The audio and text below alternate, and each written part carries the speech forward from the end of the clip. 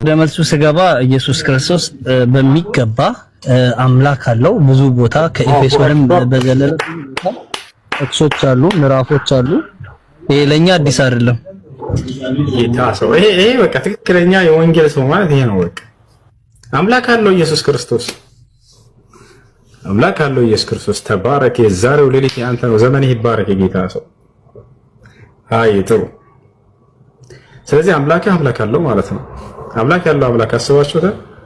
መጀመሪያ አሁን አምላክ አለው ስንል ኢየሱስ ክርስቶስ እርሱ በሰውነት የተገለጠ ማለት በሰውነቱ ብዙ ጊዜ የምናወራው ነገር አለ። አንተም የምታውቀው ነገር አለ። አሁን አዳዲስ ልጆች ሲገቡ ብዙም ዕውቀት የሌላቸው ልጆች ሲገቡ እንደዚህ ማደናገር ስራ እንደምትሰራ ይገባኛል። ነገር ግን ኢየሱስ ክርስቶስ ፍጹም አምላክ ስለ ስራት ይዛውራ አንደራሱ እንደምትደናገር እያየን እኮ ነው። ልክ ራሳቸውን እንዳዋቂ የሚቆጥሩ ሰዎች ልክ መልስ ሳይኖራቸው ሲቀር ሌሎቹ ሌላ ይመጣና የማያውቁ ልጆችን ይላል። ለራሳቸው ካያውቁ ዲቪ እንድነግርህ ነው የምትፈልገው? በስነ ስርዓት ጠይቅ፣ በስነ ስርዓት አውራ። ያተሻለ እኛ ያደናገርን አይደለም። ያደናገሯቸውን ያንን አይምሯቸውን እየከፈትንላቸው ነው ካንተ ጀምሮ ማለት ነው። አምላክ ያለውን አምላክ እንደምታመልክ አመንክ በራስህ። አምላክ አለው። ገብቷል? እሱን እኮ ሀሳብ ቀጥታ ግባ። ይሄ ትርክልክ ወደ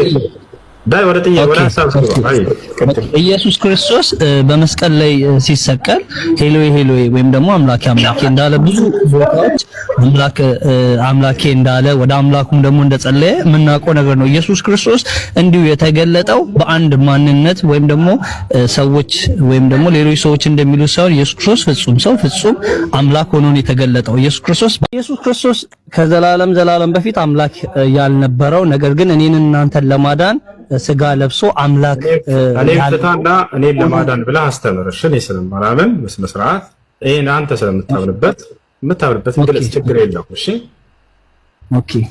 እኔ ጋር የምታነካካው ከሆነ መልስ እሰጥሃለሁ ከመጽሐፍ። አይ አሁን ራስህን ችለህ እኔን ለማዳን መጥተህ አውራ እንደሱ ብለህ ችግር የለውም።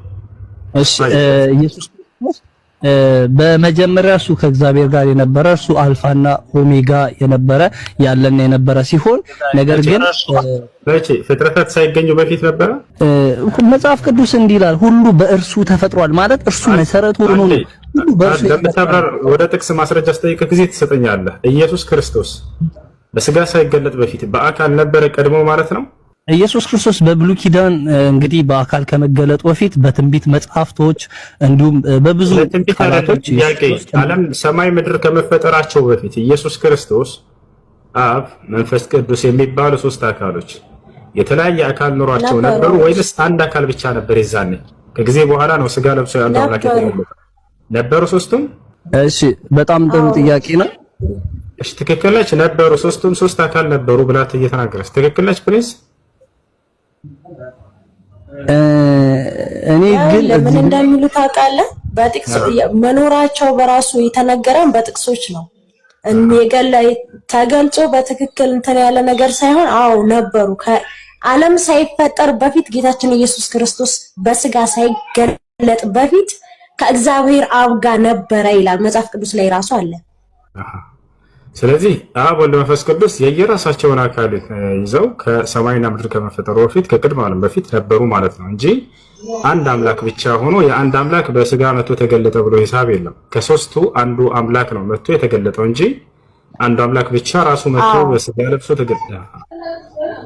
ስለዚህ ሶስት ቁጭ ያሉ ሶስት አምላኮች ነበሩ ሰማይና ምድር ከመፈጠሩ በፊት።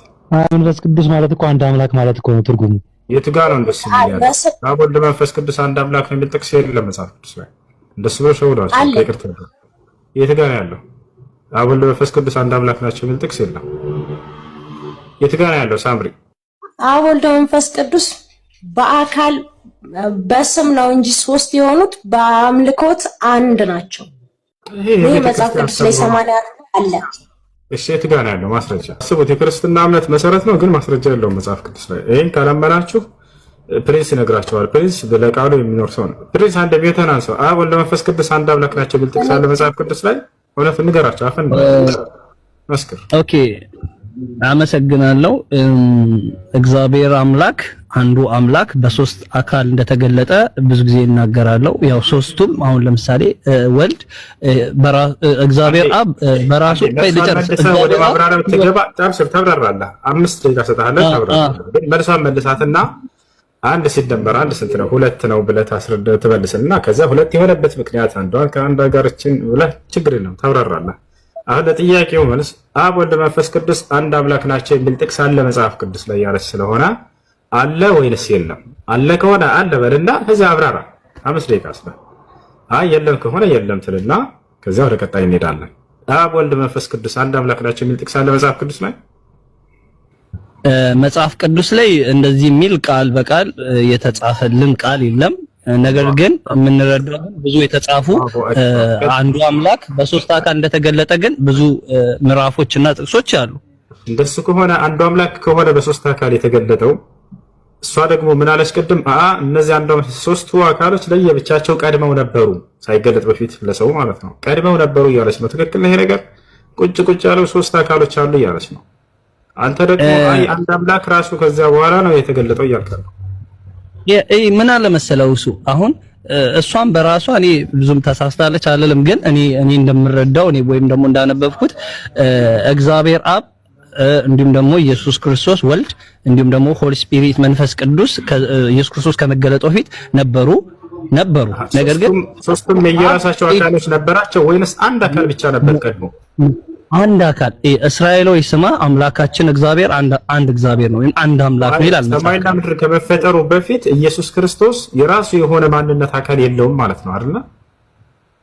እግዚአብሔር መንፈስ ነው እና እግዚአብሔር ቦዲ የለውም እኮ ስፒሪት ነው፣ መንፈስ ነው። ኢየሱስ ክርስቶስ ከዘላለም ስለ ወልድ ነው ጥያቄ። ወልድ ወይንም ኢየሱስ ክርስቶስ ከቅድመ ዓለም በፊት የራሱ የሆነ ማንነት አለው የለውም? እሱ አለው። እሱ ደግሞ የእግዚአብሔር ቃል ነው። ኢየሱስ ክርስቶስ ቃል የአብ ቃል ነው። እሺ፣ ስለዚህ ከአብ ነው እንጂ እሱ ከአብ የተለየ ማንነት ለብቻ ራሱን የቻለ ማንነት የለውም ነበር ማለት ነው። ያ አንዱ አምላክ ነው በኢየሱስ ወልድ ወር ደግሞ መንፈስ ቅዱስ በመባል የተገለጠልን ለኛ ማለት ነው። አንዱ አምላክ በሶስት አካል ተገለጠ። እሺ፣ ሶስት አካል አላቸው አይደል? ቀድመውም እነዚህ ሶስት አካሎች ነበሩ ወይንስ ከጊዜ በኋላ የመጣ አካል ነው ያላቸው ሁለቱ? አሁን ለምሳሌ አብ አሁን ሰማይና ምድርን ሁን ሲል በክርስቶስ ያ ቃል የሚናገረው ቃል ክርስቶስ ኢየሱስ ነው። ያ የሚፈጠሩ ሳይሆን ጥያቄ ስለ ሰማይና ምድር አፈጣጠር አይደለም። እንዴት የነሱ ማንነታቸውን ንገረን እያልከው ነው። አብ ወልድ መንፈስ ቅዱስ የሚባሉ አካሎች ሰማይና ምድር ከመፈጠራቸው በፊት በእነዚህ ማንነታቸው ይህ ማንነታቸው ከጊዜ በኋላ የተገለጡበት ማንነታቸው ነበረ ወይንስ ከጊዜ በኋላ የተገኘ ማንነት ነው ያላቸው? እሺ በጣም ጥሩ። እሺ ሰማይና ምድር ከመፈጠሩ በፊት የእግዚአብሔር መንፈስ በውሃ ላይ ሰፎ ነበር ይላል። አሁን ስለ መንፈስ ቅዱስ ማለት ነው። ስለዚህ ሰማይና ምድር ከመፈጠሩ በፊት ሰማይና ምድር ከመፈጠሩ በፊት ነበረው። በዚህ በመቅደላ ራሱ ከዚህ እስከ ኤራር ድረስ ውሃ ሞልቶበት ነበር ይላል። በዕለተ ሰኞ ነበር። ሰማይና ምድር ከመፈጠራቸው በፊት ውሃ ነበረ። ከዚህ እስከ ኤራር ድረስ ውሃ ነበር። ከየት እስከ የት? ከዚህ እስከ ኤራር ምድር እኮ ነች። ሰማይና ምድር ከመፈጠራቸው በፊት ውሃ ነበር። የት ነበር ያ ውሃ? እዚህ ምድር ላይ ነው። ምድር ላይ እንደ ሳይንስ አሁን ለምሳሌ 1 ሲደመር 1 እኩል ይሆናል 3 ነው የሚመጣው።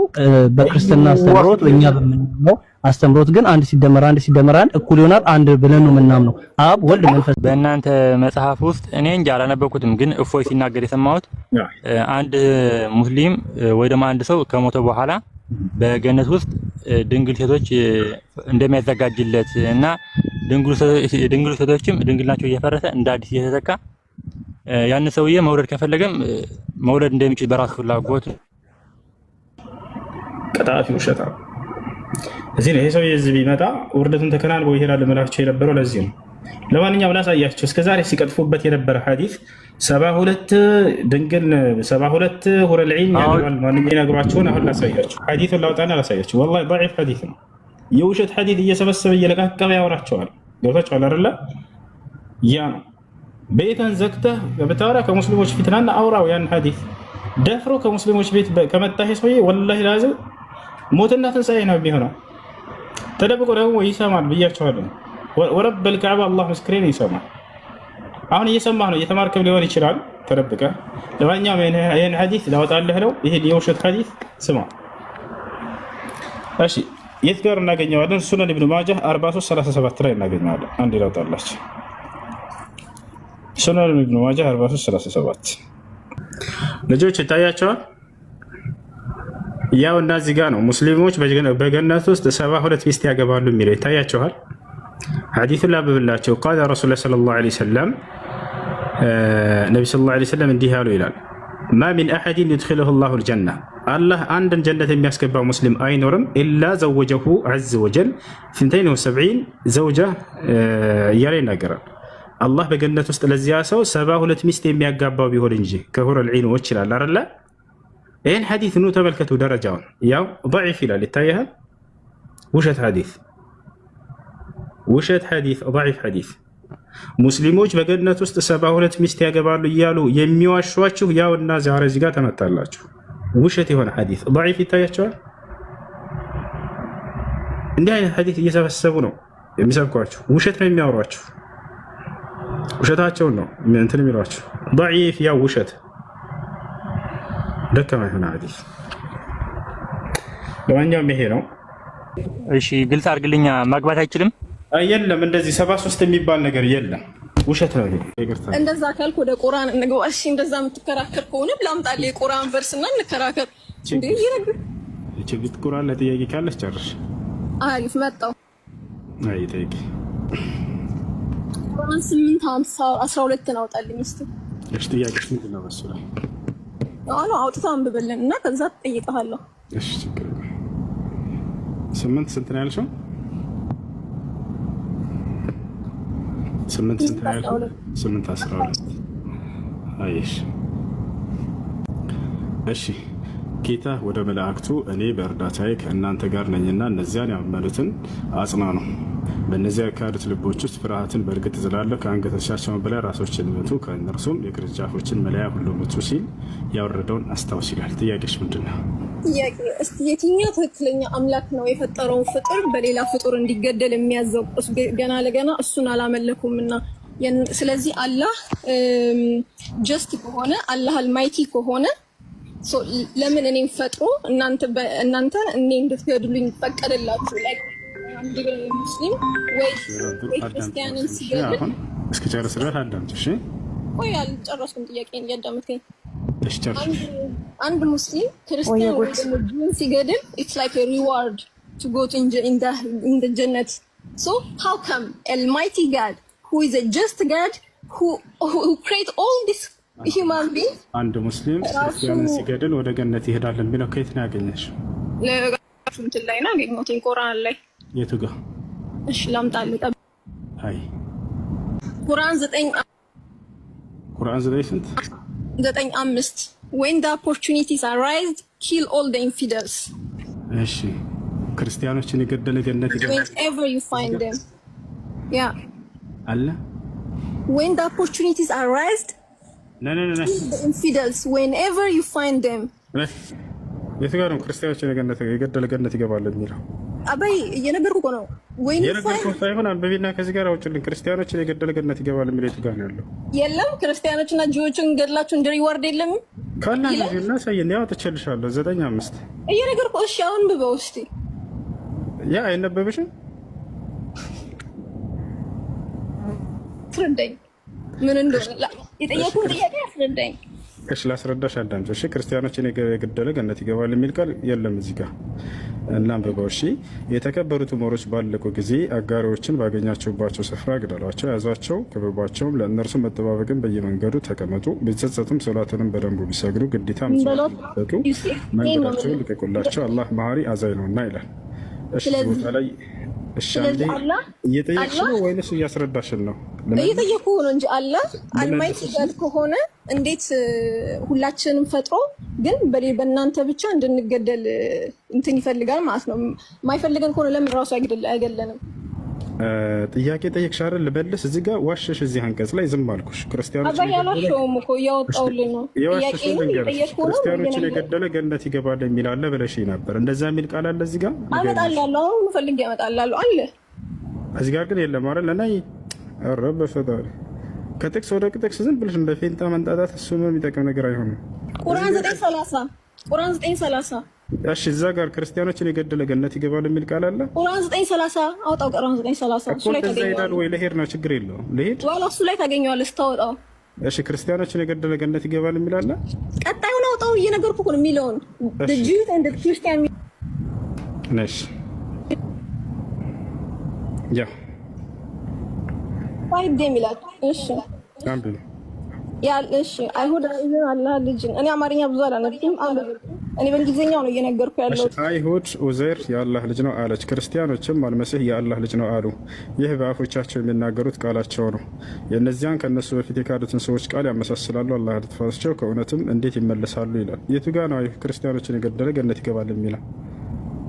ቁርአን 9:30 ነው ያልኩት። የክርስቲያኖች 9:30 ያውና እኮ ጽፎ የሰጡሽ ወረቀት እንዳለ ውሸት ነው። ቅድም ልክ እናንቺ the Jews and the Christians are infidels. Fight them wherever you find them. የቱ ጋር ነው ደስ የሚለው? ቁርአን ላይ የለም። ያው ቁርአን 9:30 ይታይሻል። እንደዛ የሚል የለም። እና የካድክ ነው እንደሱ ትልቅ ልጅ ነሽ አይደለ? የካድክ ነው ሳይሆን አውጣልኛልሽ፣ አወጣሁልሽ። እንደዛ የሚል ካለ ሰይን ነው እንጂ ችግር የለም። የቅድምም እኮ ያወጣሁት ብሏል ክርስቲያኖች። የለም ያው እንደዛ የሚል የለም። ሁለተኛ እንዲህ አይነት ወረቀት ይዛችሁ ስትመጡ ጠይቁን፣ እሺ? ከዛ ይመለስላችኋል። እርግጠኛ ሆናችሁ አትናገሩ። የሚነግሯቸው እነዚህ ሰባኪዎች ለእስልምና ጥላቻ ያላቸው ጥላቻ አይደለም። የራሳችሁ እኮ አባዬ፣ እኔ የምኖረው እንግሊዝ ነው። ኦኬ እንግሊዞች ጦጣ አያቸው እንደዚህ አይነት ወረቀት እየሰጧቸው ጭንቅላታቸውን በክፉ ነገር ይሞሏቸዋል ስለ እስልምና። አሁን ለምን ገባችሁ ሚስጥሩ? ለምን ለእስልምና መጥፎ ጥላቻ እንዳሳደሩባቸው። ባዶ ምንም ማስረጃ ሲመጡ ከሙስሊሞች ጋር ሊያወጡት የማይችሉትን ነገር እየሰጡ ነው የሚልኳቸው። አትፍረዱባቸው። ከታች ያሉ ክርስቲያኖች ቢጠሏቸው፣ መጥፎ ቃል ቢናገሩ እነሱ ነው እዘኑላቸው። እንደሞ ወላሂ ላዚ እነዚህ መሪዎቻቸው በጣም ክፉዎቹ እነሱ ናቸው። ያው ይሰጧቸዋል እየጻፉ እንዲህ አይነት ነገር ወረቀት ነው የሚሰጧቸው። እስ ክርስቲያንን የገደለ ገነት ይገባል ማለት አደገኛ ንግግር ነው። እንደዚህ የሚል በቁርአንም በሐዲስም ላይ ወላሂ የለም። ይህን ክርስቲያንን ከገደልክ ገነት ትገባለህ ተብሏል። ከዚያስ ስለዚህ የሚገድለኝ ከሆነ ለምንድን ነው እስልምናን የማነበውና የማጠናው ብሎ በዛው እንዲፈራ ልክ በህፃን ልጅ ላይ እንደሚጫወቱባቸው እናቶቻችን ታስታውሳላችሁ። ህፃን እያለ ጭራቅ አለሁ ላይ አንድ ነገር ሲመጣ ለምሳሌ አንቺ አሁን ፕሮስኩኒዮ አልሽ። ፕሮስኩኒዮ ማለት የግስ መደብ ነው ራሱ ፕሮስኩኒዮ ማለት ነው። ፕሮስኩኒያ ሲታረጉ ደግሞ የስም መደብ ነው የሚሆነው። ቋይ የቋንቋ ጥረት ነው፣ ችግር የለውም። ዕብራውያን 8:2 ላይ ባለው ጥቅስ መሰረት ላትሪዮጎስ ማለት አምላኪ ማለት ነው ትርጉሙ። ፐብሊክ ሰርቨር ማለት ነው፣ አምላኪ ማለት ነው። አገልጋይ ካህናዊ አገልግሎት የሚፈጽም ይለዋል ትርጉሙ እኮ። ቆይ አይደለም ተረጋጊ። ላትሪዮጎ ማለት መስገድ አይደለም። መስገድ ፕሮስኩኒዮ ነው።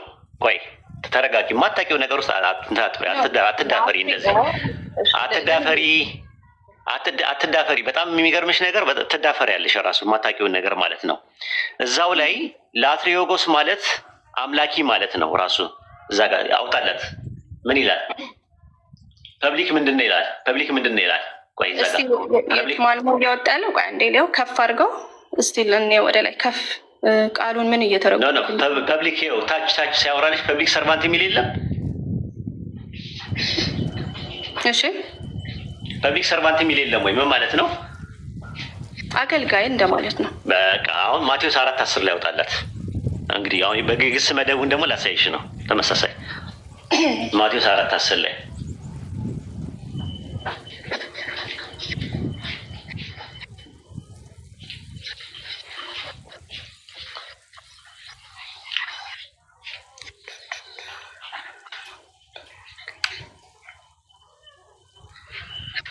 ቤሪያ እያለ እየሰማት ነው ወይስ ዝም ብለህ ነው?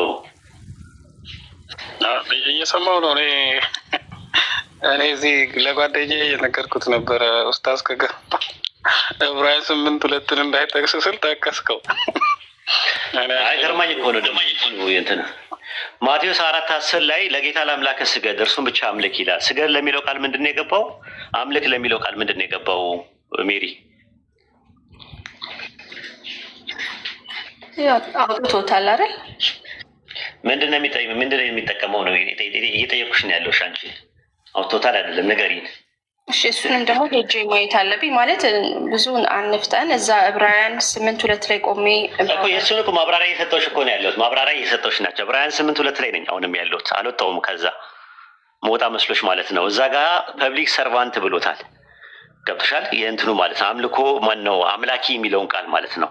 በአማርኛ አምላኪ ቃል የሚለው ነገር አገልጋይ ማለት ነው። አገልጋይ ማለት አምላኪ ማለት ነው። የግዕዝ ቃል ነው አምልኮ ማለት።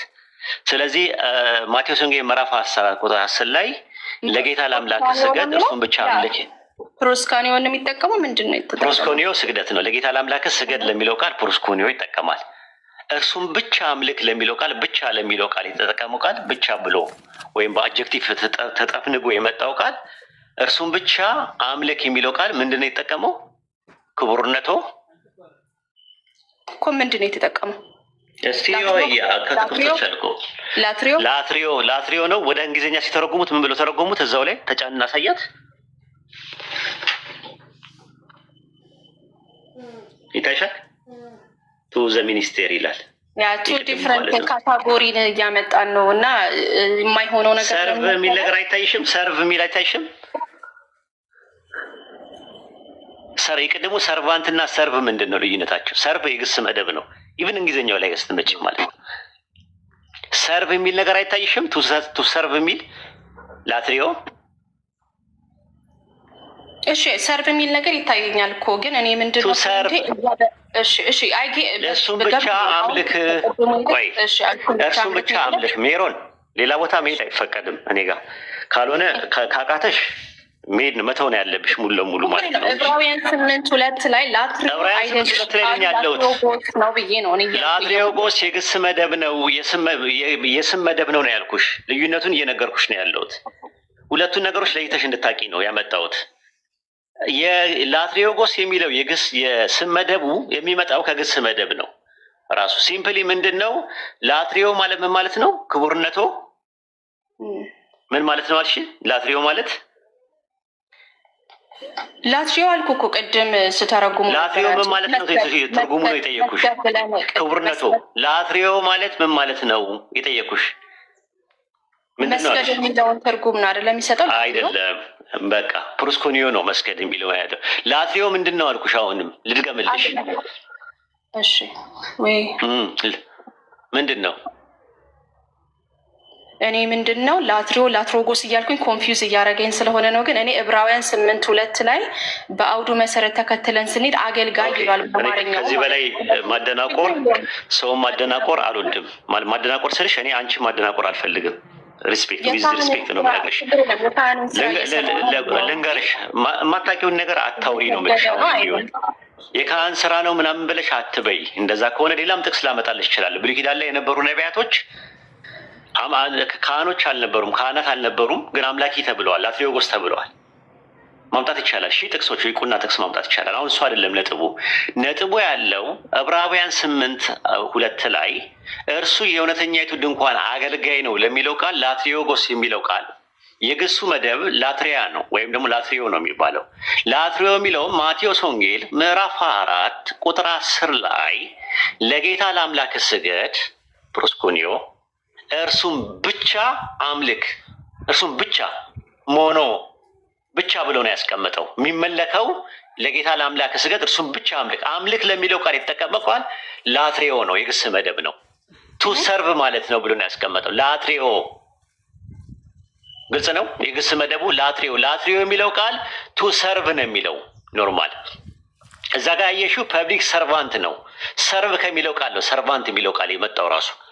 ስለዚህ እዛ ጋር ዕብራውያን 8:2 ላይ አሁን በአብ ቀኝ ኢየሱስ አገልጋይ ነው አለ። ማንን ነው የሚያገለግለው? ማንን ነው የሚያመልከው ስንል አንድ አምላክን ነው እያገለገለ ያለው። ስለዚህ ኢየሱስ ክርስቶስ አገልጋይ ነው። አሁንም ሰማይ ላይ አምላኪ ነው እያልኩሽ ነው ያለሁት። አይ አምላኪ አይደለም።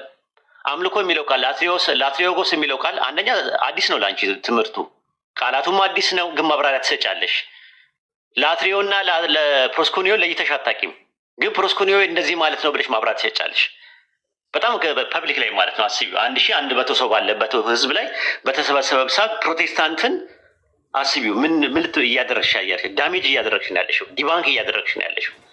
ስለዚህ ጥንቃቄ አድርጊ፣ ለቃላት ጥንቃቄ አድርጊ። ማታውቂውን ነገር ላይ አትዳፈሪ። ራሱን ነው የምነግርሽ። ራሱ ዕብራውያን 8:2 ላይ ማጠቃለያ የምትፈልጊው ነገር ካለ አጠቃሊና እዛው ላይ ይቀጥላለሁ። ሀሳብሽን ለማክበር ማለት ነው። ይኸው የህዝብ ይስማሽ። ዕብራውያን 8:2 ላይ ይሄንን ለማለት ተፈልጎ ነው ብለሽ ከፈለሽ ከአንበዩ ከፈለሽ በዚህ በልኩ ፍቺው። ይኸው ያዳምጥሽ ሰው እድሉን እንስጥሽ።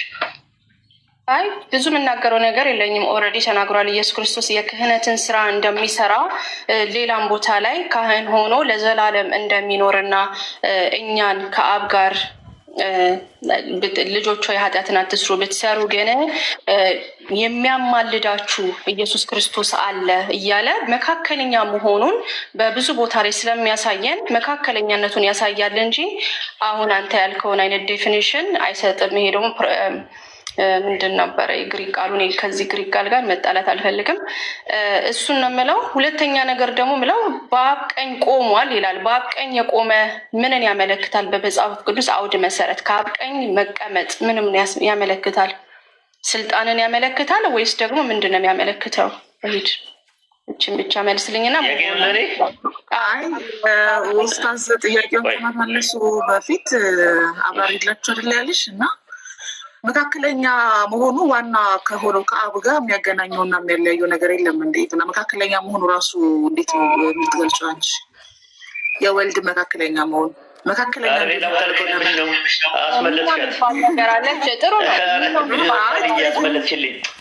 አስመለስሽልኝ። በቃ ሽልክን ያለችው አሁን በቃ ተመቻት። እንዴት ነገር ማይመቻት አልኩ እሷ ይህንን ተብራራ ብዬ እኮ ነው።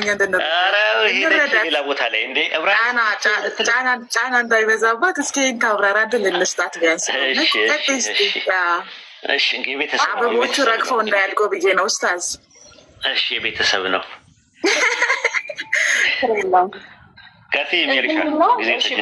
ለምሳሌ በአንደኛ ጢሞቴዎስ 2:5 መሰረት እንደ አምላክ ሆኖ እያለ እንደ አንድም መካከለኛ አለ እግዚአብሔር እና በሰው እርሱም ኢየሱስ ክርስቶስ ነው እያለ ይናገራል። ዝቅተኝነቱን ለማሳየት ሳይሆን ሚናውን መጫወቱን መካከለኛ ሆኖ ለማሳየት ነው። ለዚህ ነው ባህሪንና ሚናን መለየት አለብን ብዬ ከቅድም ጀምሮ ያወራሁትኝ። ምንድነው መካከል መሆኑ የሁለት ተፈጥሮ ምልክት ነው ማለት ምንድነው? አንድ አምላክ አለ ከአብ ጋር እኩል የሆነ እንደ ሰው ደግሞ ከኛ ጋር እኩል ነው አይደል እንዴ? በሁሉ ነገር እንደኛ ተፈትኖ ስለሚለን ማለት ነው። ምንድነው በዕብራውያን አይ ቲንክ 2 ቅድም ያነበብነው ላይ ስጋና ደም ካላቸው እርሱም እንዲሁ ተካፈለ ስለሚል፣ ስለዚህ ሁለት ተፈጥሮ ኢየሱስ ስላለው እንደ አምላክ እኩል ነው ከአምላክ ጋር፣ እንደ ሰው ደግሞ ከኛ ጋር እኩል ነው ማለት በሰውነቱ ማለት ነው። ይሄም የመካከለኝነቱ መሰረት ነው። ሌላ ልል የፈለግኩት ነገር ስራው ምንድን ነው? በመሰረቱ ላይ ሆኖ ምንድን ነው ስራው? ምንድን ነው ስልጣኑ? ምንድን ነው? መካከለኝነት መሰረቱ ከሆነ እዛ ላይ ያለው ስልጣን ምንድን ነው? መፍረድ ነው? መማለድ ነው? ማስታረቅ ነው? ኢንተርሲድ ማድረግ። እስኪ ግልጽ አድርጊው።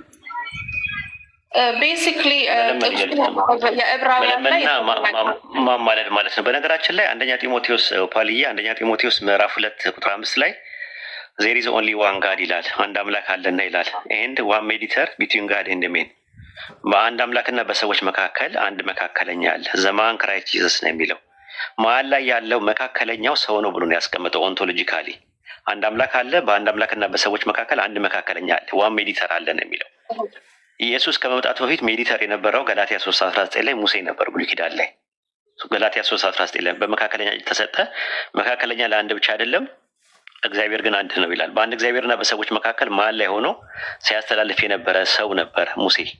ልክ እንደ ሙሴ ያለ ነብይም ይሄ ኢየሱስ የናዝሬቱ ኢየሱስ የሚባለው መሀል ላይ ሆኖ መካከለኛ ነበር ማለት ነው። እሱ ነው የነበረው። እኛ ጥያቄያችን ዕብራውያን ምዕራፍ 8 ቁጥር 2 ላይ አምላኪ አምልኮ የሚለው ቃል ካህን ስለሆነ ነው አለች። ካህን ማለት እኮ ሲምብሊ ተካነ ከሚለው ቃል ይመጣ፣ ተሾመ ከሚለው ቃል የተሾመ ማለት ነው። ለምን ተሾሟል እኮ አይደለም ጥያቄው። ኢየሱስ አሁን በአብ ቀኝ ሆኖ አምላኪ ነው ነው ጥያቄው ራሱ ማለት ነው የነበረው። አይ ቲንክ ከዚህ በላይ እንትን ማለት መደጋገሙ አንደኛ ማደናቆር ነው የሚሆነው፣ እሷን ማለት ነው የሆነ ኮንቪውስድ ማድረግ ነው የሚሆነው። እዚሁ ላይ ጥያቄ ጠይቅሻለሁ። ዕብራውያን 8:2 ላይ ባልን ታያታውን ለጊዜው ከኔ ጋር የምታወሪው 10 ሰከንድ ሃይ ፕሪስት ኦር ኢየሱስ ክርስቶስ ካህን ነው ስንል ለምንድን ነው ካህንነቱ ያስፈልጋል? ያውቃል። ማንም ኤሌመንተሪ ነው ካህን የሚባለው ነገር ምን እንደሆነ እዚህ ያውቃል ብዙ ሰው። እኛ ራሳችን አስተምረናል። ስለዚህ ወደ ሌላ ነገር አትሄጂ። ካህን መሆን አስፈልገው ነው? አይ እሱ አይደለም ነጥቡ። ወደዚህ ተመለሽ እንትን ማለት ነው። ሶሻል ትሪኒቲ ትቀበያለሽ? በፕሮቴስታንትን ሶሻል ትሪኒቲ ትቀበያለሽ? ሜሪ ሶሻል ትሪኒቲ ምንድን ነው? ሶሻል ትሪኒቲ ማለት አብና ወልድ በእውቀት በስሜት በፈቃድ ይለያያሉ የሚለው ትምህርት ሶሻል ትሪኒቲ ይባላል። ትቀበያለሽ እሱን? እንደዚህ ሰምቼ አላውቅም። እንደዚህም አይነት ነገር አለ። የራሱ የሆነ እውቀት አለ፣ ወልድም የራሱ የሆነ እውቀት አለው። ማይንድ ኢሞሽን ይላላቸው የራሳቸው የሚለው ትምህርት ሶሻል ትሪኒቲ ማለት ፕሮቴስታንት ውስጥ ሶሻል ትሪኒቲ ተቀባይነት አለው። በተለይ ዶክተር ተስፋዬ ሮቤሌ መጽሐፋቸው ላይ ስለ ስላሴ ያስተማሩበት መጽሐፋቸው ላይ ሶሻል ትሪኒቲ እንደሚቀበሉ ይናገራል። ክላሲካል ፕሮቴስታንቶች እነ ማርቲን ሉተር አብ ወልድ መንፈስ ቅዱስ የየራሳቸው ፈቃድ የላቸውም፣ አንድ ኦንቶሎጂካል ዊል ነው ያላቸው እንጂ የሜታፊዚካል ዊል አላቸው ብለው ያምኑ። ሜታፊዚካል ዊል አለ ብለው ያምኑ። ፕሮቴስታንት ሜታፊዚካል ዊል አለ ብለው ያምናሉ። አብና ወልድ በፈቃድ ይለያያሉ፣ በስሜት ይለያያሉ፣ በእውቀት ይለያያሉ የሚለው ትምህርት ሶሻል ትሪኒቲ የሚባል ነገር አለ። ኦኬ ጥሩ፣ እሱን ታዩና እሺ፣ አዲስ ነገር ከሆነብሽ ወልድ ለአብ ይገዛል ወይስ አይገዛም? በሮል ደረጃ በሰብሚሽን ደረጃ አዎ ይገዛል። ፈንክሽናል ሰቦርዲኔሽን አለ በመካከላቸው ወይስ ኦንቶሎጂካል ነው ሰቦርዲኔሽን ያለው በአብና በወልድ መካከል? ለምሳሌ አንድ ንጉስ የሆነ ንጉስ ለልጁ ስልጣንን ሊሰጠው ይችላል። ምን እንዲያረግ ሁለቱም ኦንቶሎጂካል ነው። ፈንክሽናል የሚሆነው ሁሉ በቃ ሩቅ አትሄጂ። ኤሌመንተሪ ነገር ነው። ባልና ሚስቶች መካከል አሁን ባልና ሚስት ለባሏ ትገዛ ሲባል ባልና ሚስት ኦንቶሎጂካል ሰቦርዲኔሽን አይደለም በመካከላቸው ያለው። ልክ ነሽ። ፈንክሽናል ሰቦርዲኔሽን ነው ያለው። ለምን ባልም ሰው ነው ሚስትም ሰው ናት። በመካከላቸው ያለው መገዛዛት ምን ይባላል? ፈንክሽናል ሰቦርዲኔሽን ይላል። ወልድና አብ በመካከላቸው ያለው መገዛዛት ወልድ ለአብ የሚገዛውና አብ ወልድን የሚገዛው ፈንክሽናል ሰቦርዲኔሽን ነው ወይስ ኦንቶሎጂካል ሰቦርዲኔሽን ነው ያለው? ኦንቶሎጂካል የሚሉት ነገር ምን ማለት እንደሆነ አላውቅም በአማርኛ። ኦንቶሎጂካል ሰቦርዲኔሽን ማለት አሁን ለምሳሌ ኦንቶሎጂካል ሰቦርዲኔሽን አሁን እኛ ለምሳሌ ዘፍጥረት 1:28 ላይ ፈጣሪ ሲናገር ምንድን ነው የሚለው? እንስሳትን፣ አዋፋትን ሁሉንም ግዟቸው ይላል አይደለ? ግዟቸው የሌለ እሺ ቀጥል። እሺ እኛ የምንገዛቸው ኦንቶሎጂካል ነው ወይስ ፈንክሽናል ነው እየገዛናቸው ያለው? ኦንቶሎጂካል ማለት የባህሪ ጉዳይ ነው ወይ የምንገዛቸው? የባህሪ መገዛዛት ነው በመካከላችን ያለው ወይስ ደግሞ የግብር መገዛዛት ነው ያለው በመካከላችን? በእኛና በእንስሳ መካከል በጣም ከባድ ጥያቄ ነው ይሄ። በእኛና በእንስሳ መካከል የምንገዛቸው ወይስ ደግሞ በሮል ነው? በሮል ነው እየገዛናቸው ያለው። ፈንክሽናል ሰቦርዲኔሽን ነው ያለው ወይስ ኦንቶሎጂካል ነው ያለው? አሁን ለምሳሌ እኔ ሚስቴን ብገዛት ገመተው ሁለተኛው ሊሆን ይችላል። ሁለተኛው ነው ኦንቶሎጂካል የባህሪ አንድ ስላልሆነ ማለት ነው። እሱ ማለት ነው ኦንቶሎጂካል ሰቦርዲኔሽን እና ኦንቶሎጂካል ሰቦርዲኔሽን ማለት ያ ነው ልዩነቱ። አሁን የጥያቄ የምጠይቅሽ ወልድ ለአብ የሚገዛው ፈንክሽናል ሰቦርዲኔሽን ነው ወይስ ኦንቶሎጂካል ሰቦርዲኔሽን ነው? ፋንክሽናል ነው። ጥሩ። ኦንቶሎጂካሊ አብና ወልድ ነው። ለምሳሌ ኢየሱስ የፍጹም ሰው ነው አይደለ? ፍጹም ሰው ነው 100% ላይክ ማለት አምላክነቱስ ነው? አይ ፍጹም አምላክ አይደለም እኮ አይደለም። ፍጹም ሰው ነው ወይ ነው ጥያቄ። ፍጹም አምላክ መሆኑ አንቺ ትጨምሪበታለች፣ ችግር የለውም። አንቺ ቴዎሎጂ ፍጹም አምላክ ፍጹም ሰው ነው ወይም ደግሞ ወርድ ፒክ እና ድራፕ እንዳይደረግብን እኛ የምንለው አምላክ የሆነው ወልድ ሙሉ ለሙሉ ስጋ ለበሰ ብለን እናምናለን። አምላክ እኮ ሰውም ነው አይደለ? ሰውም ነው ማለት ሰውም አይደለም እንዴ? አይ ለሚስ አንደርስታንድ እንዳይደረግ እኮ ሰው ነው። ሰውነት የለውም ወይ ነው የምልሽ? አለው በቃ ግን አምላክ እኮ በሰውነቱ ሲገዛ ኢየሱስ ሲገዛ የሚገዛው በሰውነቱ ነው ወይስ በአምላክነቱ ነው ለአብ የሚገዛው? በእናንተ ትምህርት በሰውነቱ ነው ወይስ በአምላክ? ኦኬ በአምላክነቱ ነው። በአምላክነቱ ከተገዛ ኦንቶሎጂካሊ ነው የሚሆነው። ወደ ኦንቶሎጂካል ልትሄጂ ነው። የአሪዮስ ትምህርት ነው የሚሆነው። ወደ ነቢሪያ ትምህርት ልትሄጂ ነው። አምላክ አምላክን የሚገዛው ከሆነ እንደዛ ከሆነ ማለት ነው ቅድመ ዓለምም ነበረ ወደሚለው ትምህርት ልትሄጂ ነው። የአሪዮስ 3:25 ወደ ኒቂያ ጉባኤ ልትሄጂ ነው። ስለዚህ በሰውነቱ ነው የሚገዛው አይደል? አብን የሚገዛው በሰውነቱ ነው። አብን የሚገዛው ሰውነቱ ከአብ ጋር ኦንቶሎጂካሊ አንድ ነው። ኦፍኮርስ አይደለም፣ አምላክነት አይደለም። ስለዚህ ሰውነቱ ለአብ የሚገዛው ኦንቶሎጂካል ነው ወይስ ፈንክሽናል ነው? እየተገዛ ያለው ሰውነቱ ለአብ የሚገዛው ፈንክሽናል ሚና ነው ነው። ፈንክሽናልማ አይሆንም። ሰውነቱና አብና ወልድ በኦንቶሎጂካሊ ይለያያሉ። አልገባኝም። ይኸውልህ የምንለው ምን መሰለህ፣ አንድ እግዚአብሔር ነው። ፈንክሽናል ማለት ግብር። ይኸውልሽ ላስረዳሽ፣ ያልገባሽን ነገር ካለ ማብራሪያ ከመስጠትሽ በፊት የማይገባሽን ነገር እኔን ጠይቂኝ። ግብር ማለት የባህሪ ጉዳይ ሳይሆን የሮል ጉዳይ ነው። አንቺ እንደምታየው ባልና ሚስቶች፣ ባል ሚስቱን ይገዛል፣ ሚስት ለባል ትገዛለች። ይሄ ምን ይባላል? ፈንክሽናል ሰቦርዲኔሽን ይባላል። ምን ማለት ነው? የግብር መገዛዛት ይባላል ማለት ነው። የባህሪ መገዛዛት ሲባል ቅድም ኤግዛምፕል ሰጥቻለሁ። ኦሪት ዘፍጥረት ምዕራፍ 1:29 ላይ በሰጠሁሽ ጥቅስ መሰረት ሰው እንስሳን ሲገዛ፣ እንስሳ ለሰው ሲገዛ ያ ያለው ኦንቶሎጂካል ፈንክሽን ኦንቶሎጂካል ሰቦርዲኔሽን ነው ያለው፣ የባህሪ መገዛዛት ነው ያለው። ጥያቄ የሚጠይቅሽ ወልድ ለአብ የሚገዛው የባህሪ መገዛዛት ነው ወይስ ደግሞ የግብር መገዛዛት ነው? በአማርኛ ላድርግልሽና ፈንክሽናል ሰቦርዲኔሽን ነው ወይስ ኦንቶሎጂካል ሰቦርዲኔሽን ነው ስልሽ የባህሪ ነው የሚገዛው ወይስ የግብር ነው የሚገዛው? ወልድ አብን ለአብ የሚገዛው ብዬ ስልሽ አንቺ የባህሪ ነው አልሽ። በባህሪ አንድ ናቸው ወይ? በባህሪ አንድ ካልሆኑ ወልድ ለአብ የሚገዛው የባህሪ መገዛት ነው ማለት ነው። አየሽ፣ ካልገባሽ ደግምልሻለሁ ሀሳቡ። እኛ የምንለው በሰውነቱ ስጋ ሆኖ ስለመጣ ይገዛል። ሰውነቱ ከአብ ጋር በባህሪ አንድ ነው ወይ ነው ጥያቄው። እንዴት እንደዛ ሊሆን ይችላል?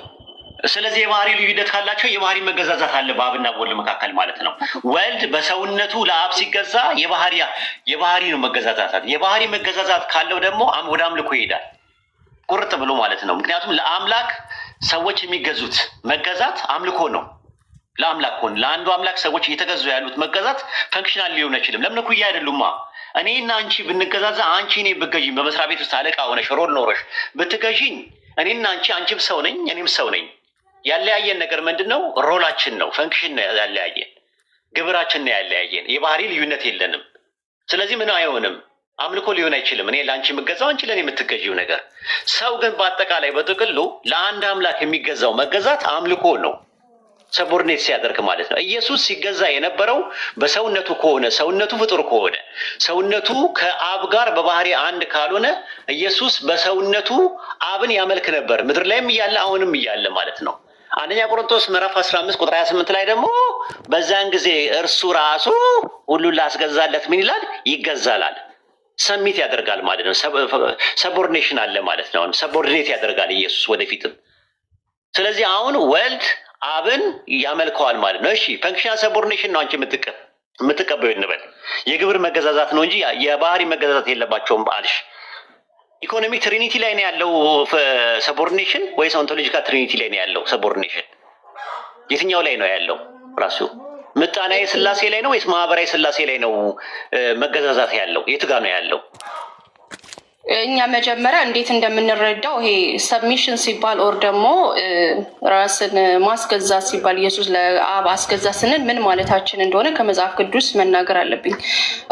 ወልድ ለአብ የሚገዛው በምኑ ነው? መጀመሪያ በስጋው አልኩ፣ በስጋው ይገዛል። ምክንያቱም ፊሊፒንስ ችግር የለው። በስጋው የሚገዛው ፈንክሽናል ነው ወይስ ኦንቶሎጂካል ነው ብዬ እኮ ነው የጠየኩሽ የነበረው። በባህሪ ጉዳይ ነው። በየትኛው ነው አንቺ ያልሽው? በየትኛው ነው ለአንቺ የሚሆነው? እኮ ልመልስልን። ስለዚህ በስጋ ይገዛል ይላል። በሉቃስ ወንጌልም ሲናገር የኔ ፈቃድ ሳይሆን ያንተ ፍቃድ ይሁን እያለ በምድር ላይ እንዲህ ተመላልሷል። እንግዲህ መለኮታዊ ተፈጥሮ ይገዛል ወይ ነው? አይደለም። በመለኮታዊ ማንነቱ ከአብ ያነሰ አይደለም። ስለዚህ በመለኮቱ መገዛት አይችልም። ማለት ምን ማለት ነው? ለምሳሌ በዕብራውያን አንድ ሰቦርኔሽን አይሆንሽ። አሁን እኮ ኤሌመንታሪ ነገር ነው የሚለው የምትናገር ጥቅስ አያስፈልገውም። በሀሳብ ደረጃ በሀሳብ ሳንግባባ ስንቀር ነው ጥቅስ የሚያስፈልገው። ሜሪሻዬ አንቺ ኤነርጂሽን ዩዝ እንዳታደርጊ። እኔ ቁጭ ማዳመጥ እችላለሁ። ሚት አድርጌ ማዳመጥ እችላለሁ። ራሱ ኖርማሊ የጥቅስ ጋጋታ ምንም አያደርግም። ሀሳብ ላይ ነው የምናወራው። ሀሳቡ ላይ ሳንስማማ ሲቀር ጥቅስ አምጣ ማስረጃ ስትይኝ ወይም ደግሞ ስልሽ ነው ወደ ጥቅስ የምትሄጂው። ጊዜሽን እንዳታቃጢ፣ ጉልበትሽንም ጊዜሽንም እንዳታቃጢ ስለምፈልግ ነው። ነጥቤ ነው ያለው ሰቦርዲኔሽንን ትቀበያለሽ። መገዛዛት የሚባል ነገር አለ በአብና በወልድ መካከል። በአብና በወልድ መካከል ያለው መገዛዛት ፈንክሽናል አይደለም፣ ኦንቶሎጂካል ነው ብዬ ነው እኔም ቤሪያም የሆዋ ምስክሮችም ሁላችንም የምናምነው ኦንቶሎጂካሊ። ምክንያቱም ኦንቶሎጂካሊ ሰውና አምላክ ኦንቶሎጂካሊ ይለያያሉ። ስለዚህ ኢየሱስ በሰውነቱ ከሆነ የሚገዛው ሰውነቱ ለአብ የሚገዛው መገዛት ኦንቶሎጂካል ነው፣ ፈንክሽናል አይደለም። በእናንተ ትምህርት ግን ፈንክሽናል ነው። መገዛዛት አለ ካልሽ ኢኮኖሚ ትሪኒቲ ላይ ነው መገዛዛት ያለው ወይስ ደግሞ የኦንቶሎጂካል ትሪኒቲ ላይ ነው ያለው? በነገራችን ላይ ኦንቶሎጂካል ትሪኒቲ እና ምንድነው ኢኮኖሚ ትሪኒቲ ካልገባሽ ላብራራው ህዝቡም ስለማያውቅ አንድ ሰከንድ ደስ ይለኛል። ምታውቂው ከሆነ ንገሪኝ። ኦንቶሎጂካል ትሪኒቲ ማለት የሞድ ኦፍ እንትን ማለት ነው፣ ኤግዚስተንስ ማለት ነው። አወላዲ፣ ወልድ፣ ተወላዲ፣ መንፈስ ቅዱስ ሰራጺ የሚባለው ትምህርት ምን ይባላል? ኦንቶሎጂካል ትሪኒቲ ይባላል። አብ፣ ወልድ፣ መንፈስ ቅዱስ በግብር ይለያያሉ። በምን ግብር? ኢንዋርድ ፈንክሽን በሚባለው በውስጣዊ ግብር ይለያያሉ። አብ ወላዲ ነው፣ ወልድ ተወላዲ ነው፣ መንፈስ ቅዱስ ሰራጺ ነው የሚለው ትምህርት ኦንቶሎጂካል ትሪኒቲ ይባላል። ኢኮኖሚክ ትሪኒቲ ማለት ደግሞ ውጫዊ ግብር ማለት ነው። ትርጉሙ አውትዋርድ ፈንክሽን ማለት ነው።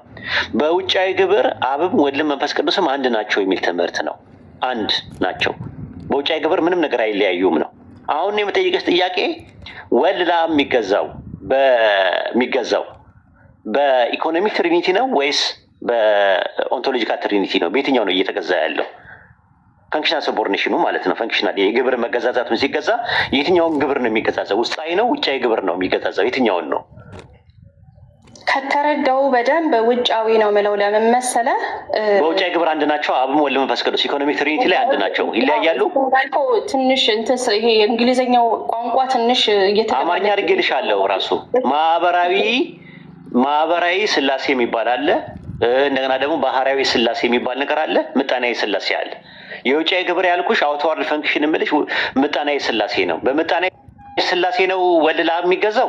ፕሮቴስታንት ስሙልኝ፣ ሪከርድ አድርጉልኝ። በየትኛው ነው የሚገዛው? ተመልከቱ። ቆይ አንደኛ ነገር ያልከውን ነገር ልድገምልህ። እያልከኝ ያለኸው ኢየሱስ ክርስቶስ ሁለት ኔቸር እንዳለው እናምናለን። በአምላክነቱ አምላክ ነው። አምላክነቱ አይደለም ተገዛ የምንለው ፋንክሽናል ሰሚሽን የምንለው አዎን፣ በፋንክሽናል ሰሚሽን ነው። ምን ማለታችን ነው? በማዳን ስራ ላይ ያለውን ተግባራዊ ሚናን መገዛት እንለዋለን አይደል? እንዲ አብላከው ሲልከው ጥያቄ እሱ አይደለም እኮ ሜርሻ ወልድ መጥቶ ማዳን በዚህ መንገድ እኮ እሱን ተስማማው። አንቺ አሁን ይኸውልሽ በሰውነቱ ወልድ ለአብ የሚገዛው የግብር መገዛዛት ነው አልሽ። ተስማማው። እኔ እሱን ተስማምቼ ወደ ሁለተኛው ጥያቄ መጣው። የትኛውን ጥያቄ መጣው? ሁለት አይነት ግብር አለ፣ ውጫዊ ግብርና ውስጣዊ ግብር። ኢንዋርድ ፈንክሽን እና አውትዋርድ ፈንክሽን የሚባል ነገር አለ። ኢንዋርድ ፈንክሽን ኦንቶሎጂካል ትሪኒቲ ላይ ነው የሚሰራው። አውትዋርድ ፈንክሽን ደግሞ የሚባለው ደግሞ የኢኮኖሚ ትሪኒቲ ላይ ነው የሚሰራው፣ ውጫዊ ላይ ነው የሚሰራው። አሁን አንቺ ወልድ ለአብ ሲገዛ በውስጣዊ ግብር ነው ወይስ በውጫዊ ግብር ነው እየተገዛ ያለው ነው ጥያቄው። አሁን እኮ የግብር ጉዳይ ነው መገዛዛት አልሽኝ፣ ተቀበልኩኝ። አንቺ አይ በኢኮኖሚክ ላይ ነው ካልሽ ደግሞ በኢኮኖሚክ ትሪኒቲ አብ ወልድ መንፈስ ቅዱስ አንድ ናቸው፣ አይለያዩ። አብ ወልድ መንፈስ ቅዱስ አንድ ናቸው የግብር ላይ፣ በውጫዊ ግብር ላይ። በውጫዊ ግብር አንደኛውን ከገዛው አንዱ አምላክ ውጭ ነው ያለው ማለት ነው። ብዙ ማለትም ሊሆኑ ነው ትምህርቱ ላይ። ስለዚህ አሁን እያዳመጥሽ ካልገባሽ ጉዳዩ ከእንደገና ግልጽ አደረግልሻለሁ እንጂ እዚህ የሚያዳምጥ ፕሮቴስታንት አለ። የፕሮቴስታንት ትምህርት ከስሩ ነው መንግለሽ የነርሽው ራሱ ማለት ነው። ተመልከቱ ፕሮቴስታንቶች አዳምጡ ማለት ነው። ሙስሊሞችን ሪከርድ አድርጉላቸው ለነሱ ማለት ነው። አሁን ቀጥይና ያልገባሽ ነገር ካለ ጥያቄው ላይ ፖይንቱ ላይ ያልገባሽ ነገር ካለ ፈንክሽን ምንድን ነው? አውትዋርድ ፈንክሽን ምንድን ነው? ኢንዋርድ ፈንክሽን ምንድን ነው? ውስጣዊ ግብር ምንድን ነው? ውጫዊ ግብር ምንድን ነው የሚለውን የትሪኒቲን ትምህርት በደንብ በስነስርዓት ማታቂ ከሆነ አስረዳሻለሁ። ያልገባሽ ነገር ካለ ንገሪ። አንድ ጊዜ አትሊስት አንድ ደቂቃ ሰተኝ ማስረዳት አለብኝ። አሁን አውሪ ይኸው ኢንዋርድ ፋንክሽን ከተረዳው አውትዋርድ ፋንክሽን የሚለው ምንድን ነው ሲባል ኢንዋርድ የምትለው በውስጣዊ በስራ ህይወት አይደለም የምታወራው ላይ ከዛ ደግሞ አውትወርድ ፋንክሽን ሲሆን ደግሞ በውጫዊ ከዛ ወር ደግሞ በማዳን ስራ የምንለው ማለት ነው። በዛ መልክ ነው አሁን እየተናገርክ ያለው። እኛ የምንለው ኢየሱስ አብን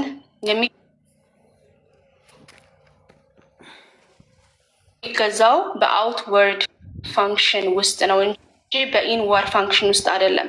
ምን ለማለት ፈልገን ነው? ኢንዋርድ ፋንክሽን ምንን ያሳያል? አብ ወልድ መንፈስ ቅዱስ አንድ መለኮታዊ ተፈጥሮ አይደል? አንድ ፈቃድ፣ እኩል ክብር፣ በዚህ ደረጃ መገዛት መታዘዝ የለም።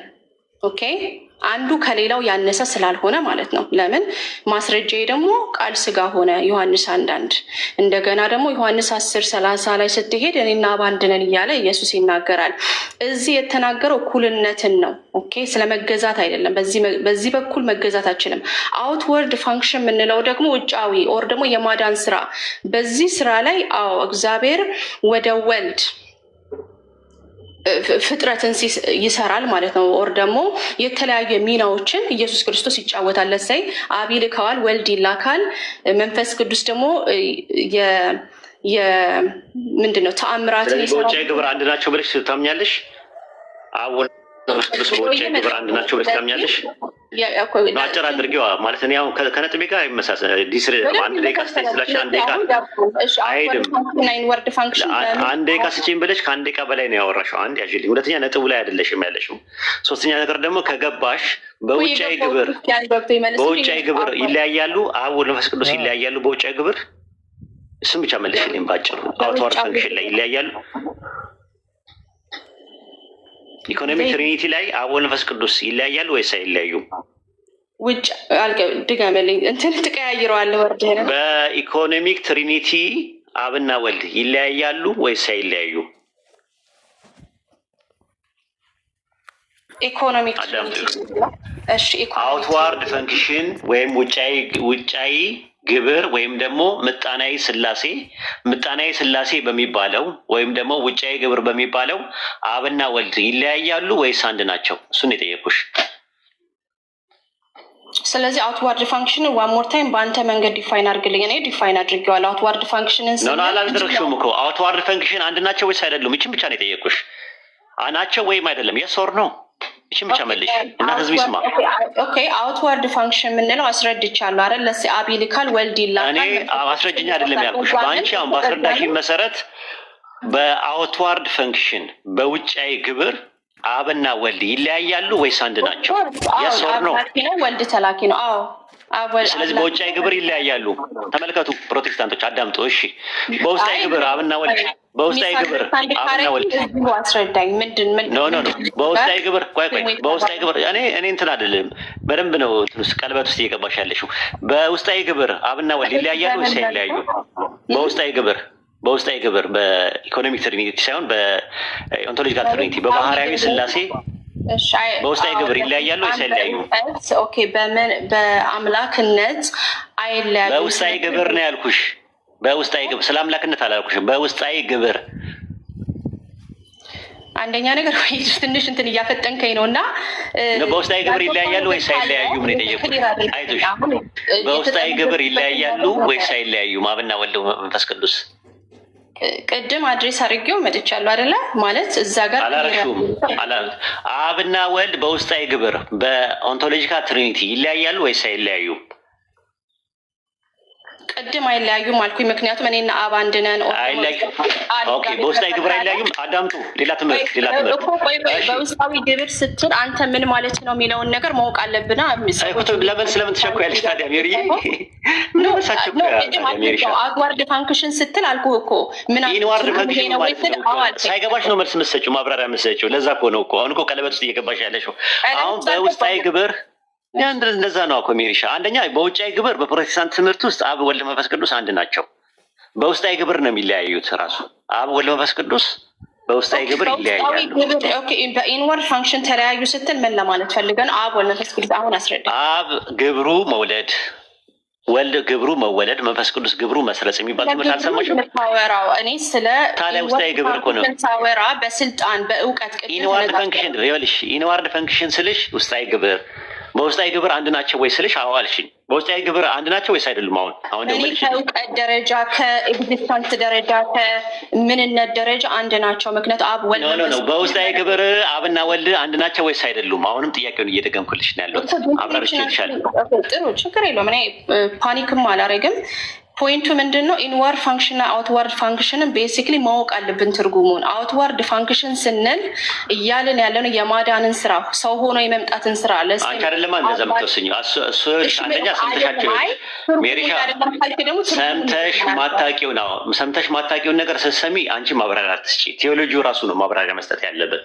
የፕሮቴስታንት ቴዎሎጂ ነው መስጠት ያለበት። አውትዋርድ ፋንክሽን የሚባለው ነገር ወይም ደግሞ ኢኮኖሚክ ትሪኒቲ ወይም በአማርኛ ምጣኔ ስላሴ በሚባሉት ስላሴ ውስጥ አብ ወልድ መንፈስ ቅዱስ አንድ ናቸው። በግብር በውጫዊ ግብር ማለት ነው። በውስጣዊ ግብር ደግሞ አብ ወልድ መንፈስ ቅዱስ አንድ አይደሉም፣ ሶስት ናቸው። አብ ወላዲ፣ ወልድ ተወላዲ፣ መንፈስ ቅዱስ ሰራጺ ማለት ነው። የአብ ግብሩ መውለድ፣ የወልድ ግብሩ መወለድ፣ የመንፈስ ቅዱስ ግብሩ ደግሞ መስረጽ የሚል ትምህርት ነው ያለው። አሁን እኔ ስጠይቅሽ ግብር እያወራ ነው። እኔ ስለ ግብር እያወራው ግን አልነበረም። አይቻ ከሆነ ግብር ላይ አልነበረም። ኢንዋርድ ፋንክሽን አውትዋርድ ፋንክሽን ስል ስፔሲፊክሊ ግብር በእንግሊዝኛ እስቲ ግብር በእንግሊዝኛ አድርጊልኝ። ግብር በእንግሊዝኛ አድርጊልኝ እና በእንግሊዝኛ አድርጊልኝ ምን ማለት ነው? ግብር በእንግሊዝኛ ምን ይባላል? ምን ይባላል? ንገሪኝ። አይ አንቺ ግብር የሚለው በእንግሊዝኛ ንገሪኝ። በቴዎሎጂ ደረጃ ያለው ንገሪኝ እስቲ ግብር በእንግሊዝኛ። እሺ አንድ ጊዜ ኢንዋርድ ፋንክሽን ብለን ስንመጣ የጠየኩሽ ግብር በእንግሊዝኛ ምንድን ነው የጠየኩሽ። ሌላ ቦታ አትሄጂ። ግብር በእንግሊዝኛ ላይ ምንድን ነው እስቲ ንገሪኝ። ግብር የሚለው ቃል ቴዎሎጂካሊ በእንግሊዝኛ አድርገሽ ንገሪኝ። እንትን እያልከኝ ነው ማለት በጣም ብዙ ንገሪኝ እኮ ነው የምልሽ። በጣም አእምሮዬን ክራውድ እንዳይሆንብኝ መጀመሪያ ምንድን ነው ቀለል ያደረገው? አይ አንተ ያወራው ሌላ ነገር ነው አልሽኝ።